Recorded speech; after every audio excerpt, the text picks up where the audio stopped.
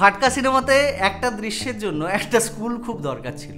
যখন আমরা location reiki করতে গিয়েছিলাম গ্রামে, সেইখানে আমরা এটা অ্যাকচুয়ালি ভাবিনি যে স্কুলটা ঠিক কোন স্কুলটা হবে।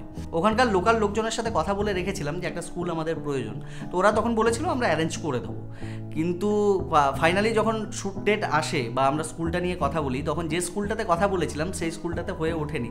তারপর আমরা একটা স্কুল পাই যে স্কুলের হেডমাস্টার মশাই আমাদের সাথে খুব কোঅপারেট করেছিলেন, এবং ফাটকা সিনেমায় তাকে একটা ছোট্ট চরিত্রে অভিনয় করতেও দেখবেন, কারণ আমাদের ওখানে একটা হেডমাস্টার মশাইয়ের ক্যারেক্টার ছিল, যে ক্যারেক্টারটা উনিই প্লে করেছেন। স্কুলটাতে যখন আমরা শ্যুট করতে যাব, সেইখানে আমরা পুরো ক্রিউ নিয়ে যেতে পারিনি। আমরা গিয়েছিলাম, আমাদের ডিওপি গিয়েছিল, ক্রিয়েটিভ ডিরেক্টর গিয়েছিল, আমি গিয়েছিলাম।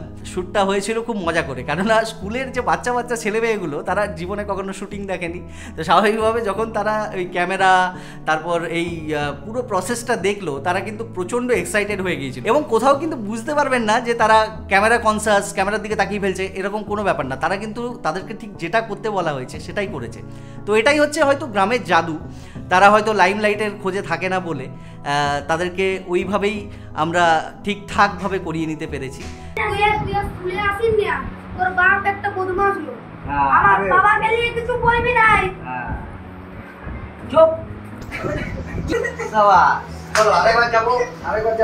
তো এই সমস্ত মজাদার জিনিস আপনারা দেখতে পাবেন ফাটকা সিনেমাতে, এবং ফাটকা দেখতে হলে আসতে হবে বাঁকুড়া রবীন্দ্র ভবনে 4 ও 5ই জানুয়ারি।